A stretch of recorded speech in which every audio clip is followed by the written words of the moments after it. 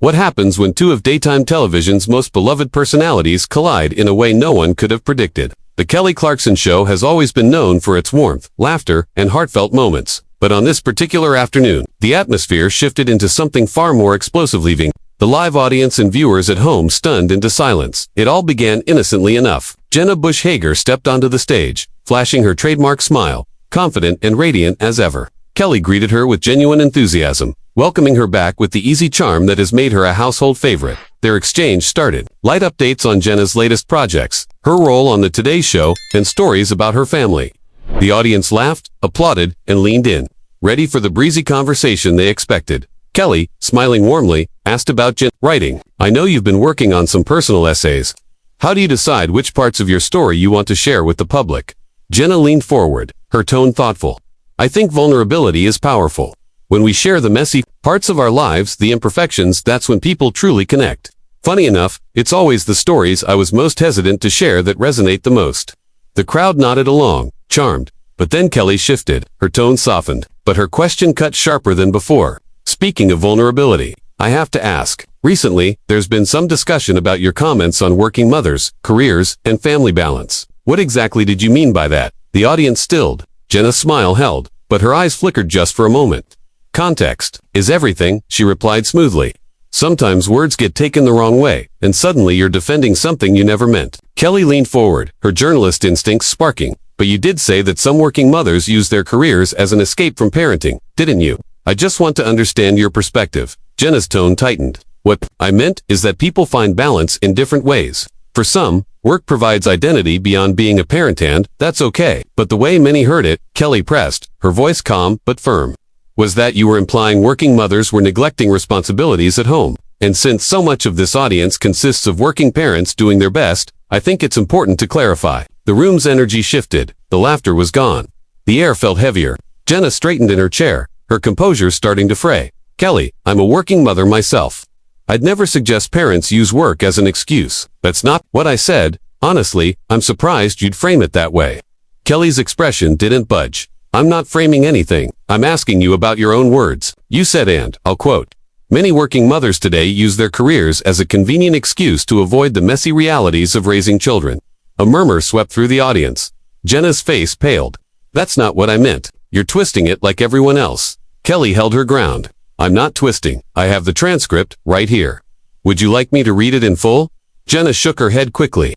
No, Kelly, I wouldn't. Kelly's tone sharpened, though her voice remained steady. Jenna, opinions are fine. But when you make broad statements about millions of women, that's not just an opinion, that's a judgment. Words like that carry weight. Especially when so many are already carrying guilt. Jenna's jaw clenched. I never said working mothers use their careers as excuses. That's your interpretation, and it's unfair. Then help me understand, Kelly countered, holding the paper in her hand, because the exact words you used were, for many women today, a high-powered career has become a socially acceptable way to avoid the difficult parts of motherhood. How else should that be interpreted? The audience gasped. Jenna's composure cracked. Kelly, that's out of context. We were talking about society's impossible expectations, how women are pressured to be perfect at everything. But that's not what you said. Kelly cut in firmly. You didn't blame societal pressure. You blamed the women themselves. Jenna leaned back, visibly rattled now. Her voice rose. You know what? I came here expecting a friendly conversation, not an ambush. This feels like gotcha journalism. Kelly's eyes narrowed. This isn't an ambush. This is accountability. My viewers write to me every day about the guilt they feel trying to balance work and parenting. Your words added to that guilt. Don't I have a responsibility to ask you about it?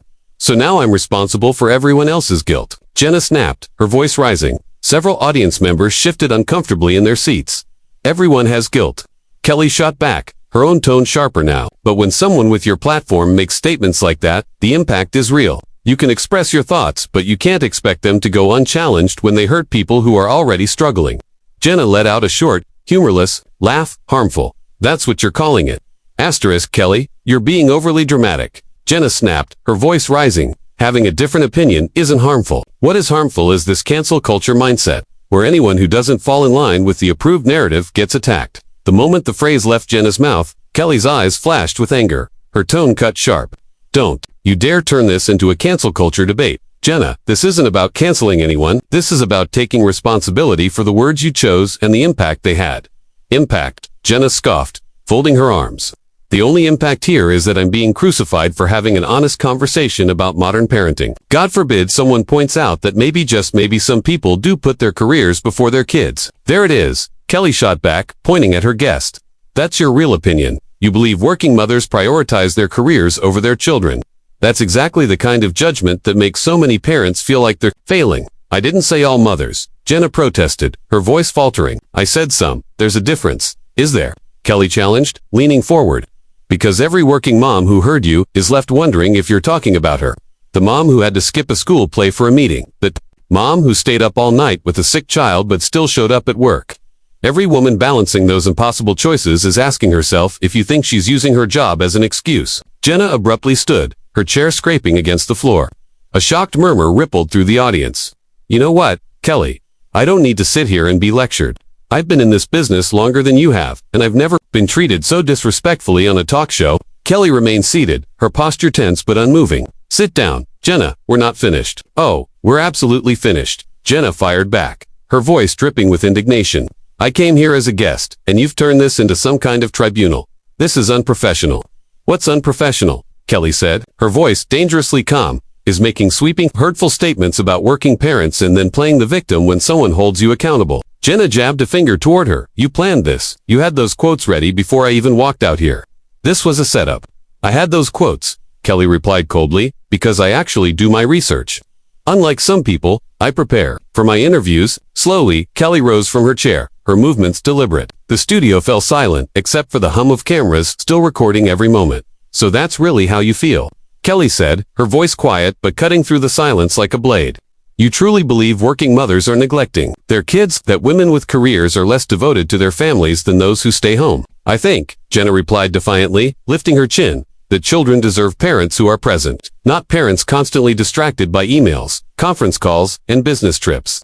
Kids know the difference between a mom who's engaged and a mom who's just going through the motions between meetings. Kelly shook her head, disbelief etched across her face. Unbelievable. Do you hear yourself? Do you understand what you're saying to the single mothers in this audience, who work 2 jobs just to keep food on the table? Do you realize how insulting you sound to the women breaking their backs to provide for their kids? Oh please. Jenna rolled her eyes. Don't twist this into some sob story about struggling single moms. We both know that's not who I'm talking about. I'm talking about women who have the choice, women who could stay home if they wanted to, but don't, because their careers mean more to them than their children. The audience shifted uncomfortably, the atmosphere heavy with disapproval. A few women shook their heads in anger, while one in the front row wiped away tears.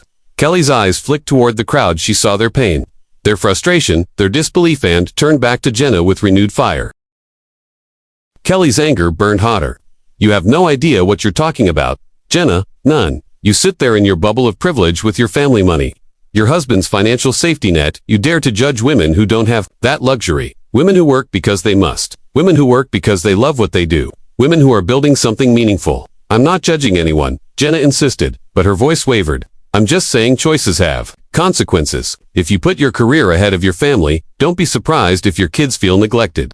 Stop right there, Kelly snapped, her voice slicing through the air.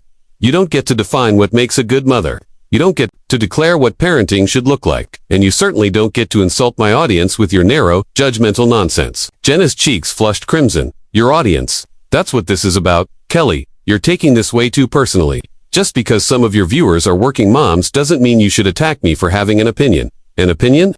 Kelly's voice rose, shaking with fury. You said working mothers go through the motions between meetings. You said they're less engaged with their kids.